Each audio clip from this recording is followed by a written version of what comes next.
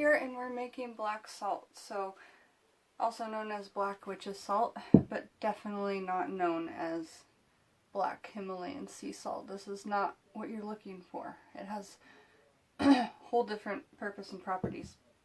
So this is my salt that I made myself, and I've basically gathered from different friends and books and YouTubers, and then put all of that information that I've gathered, because man, there's 20 or more ingredients out there that you could use, hundreds, if you think about it.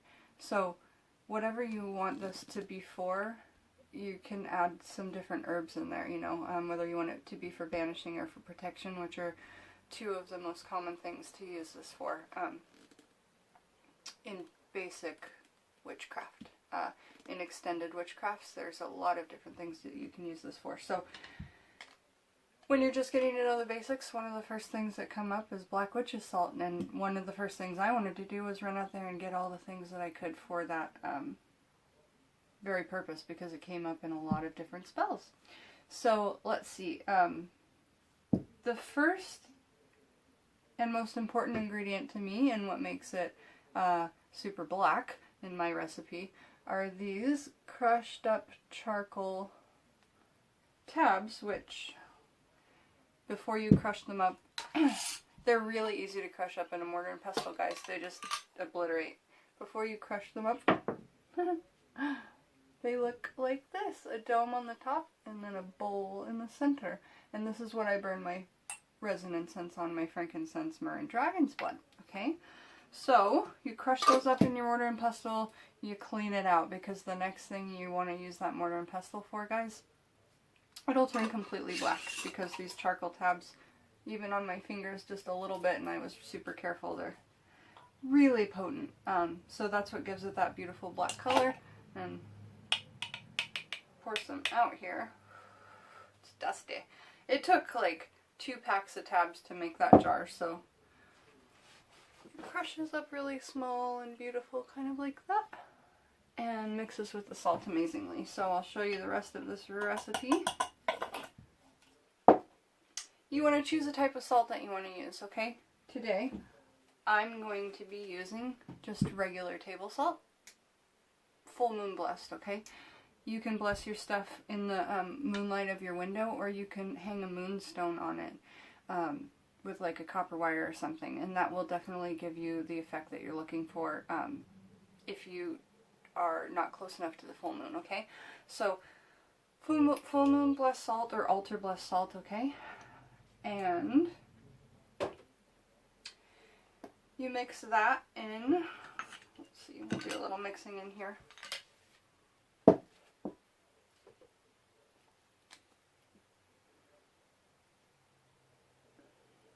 I think it's kind of 50-50 usually every time I do it, but you know, depending on the ingredients, it's going to turn out different. So adding like 50-50 on the salt and black crushed charcoal discs. Can you see? And right now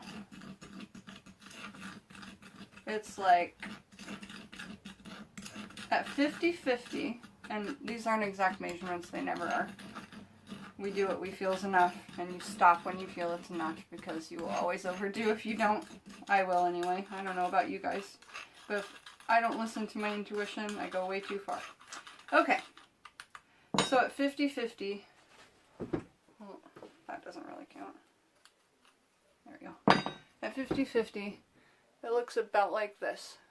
Now it depends on how dark you want yours. I like mine really dark. If you can't get it dark enough with this, whew, I don't know, but you could use black food coloring. I've heard of people using that.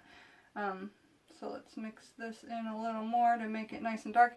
And before we fully mix that in, we're going to be mixing in dragon's blood, which I've done a video on the dragon's blood resin, but it's the resin from a tree that looks kind of like a palm, I believe, and you just crush up that resin in your resin exclusive mortar and pestle, because it is sticky, okay?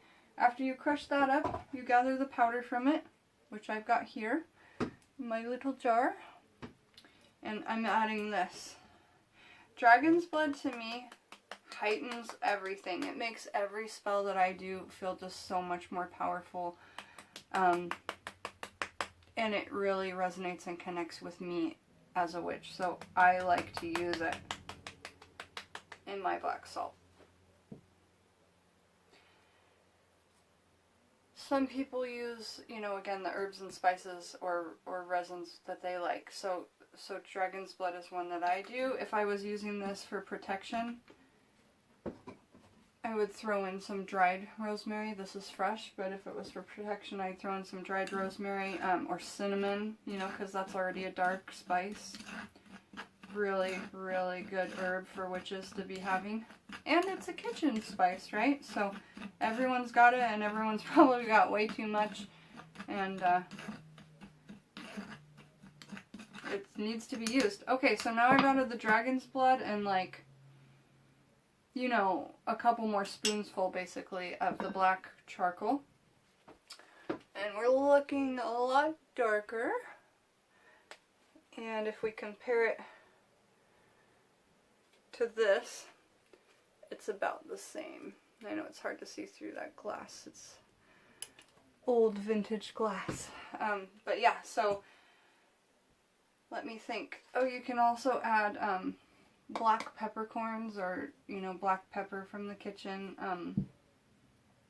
And another thing that I have added to mine that I haven't added in here yet, I'll add it now, is smudge ash. And the reason I say smudge ash and not just ash is because, okay, whatever the ash's purpose was upon burning, so let's say you're getting ash from, like, your barbecue. Well, there might not be the best energies attached to that because I feel like, you know, meat that wasn't maybe killed in the most humane way and then grilled on a barbecue and the spirit and everything. So I don't, you know, you make your best judgment on that, but remember that all of that energy still stays connected to these things. I use smudge ash because I'm asking for purification with this house. You know, I use my coal disc incense ash because every single time when I do that, I'm asking for cleansing and purification. None of it is banishing. None of it is rude or inappropriate or hexing.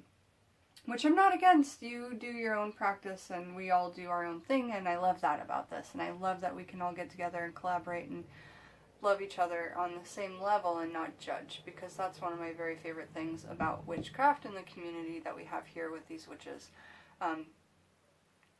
Most things that I say to you guys aren't scripted because I think of you as friends, my best friends. I'm telling you things from my soul, so I apologize if occasionally I can't think of something to say. But back on the subject, you want your smudge ash. That's always a real good safe one to add to this.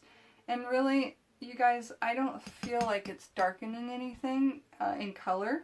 I think it's just adding, you know, those energies. So again, think of where our energies are coming from, because that's quite important. Alright, adding this, and as you're stirring it, you know, stir your intention into it. Stir your intention into it, okay? Alright? And when you're done, you can either bless this now, which is what I always do, or you can bless it upon your next, you know, you're using this as an ingredient for another spell, you could bless it then. If you bless it before you put it into the bottle, you know that it's good, right? And then you keep putting in the moonlight, the moon's blessing it, just positive energies. You cleanse your room all the time, nothing can, you keep it in glass, it resonates well. Just all really beautiful stuff. So, okay, next thing we do, you're gonna just, I like to breathe intention. When we breathe, there's a change. When we breathe in, we breathe in oxygen, and when we breathe out out carbon dioxide. So when you breathe in, think of the now, and when we breathe out, think of the change that you want, and the intention. You can just kind of hold all of that together.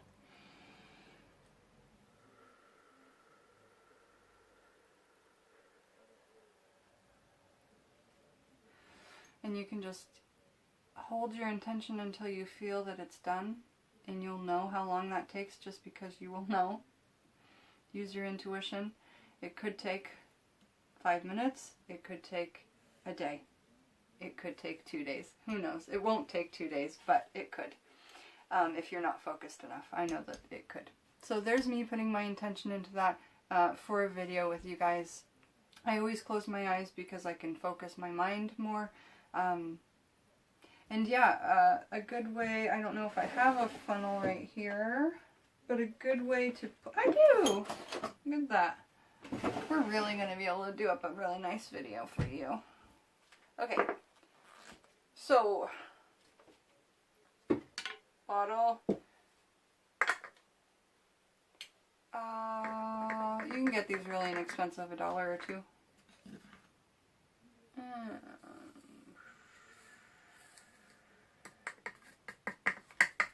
Really easy way, because how else were you going to get it in there, you know? I used to roll up paper and then tape it, so if you don't have this, do that, it works great.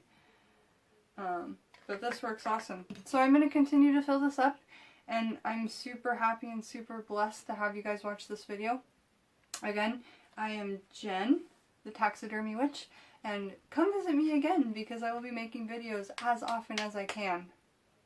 As often as I can, my beautiful little bees. We'll see you soon when you come home to the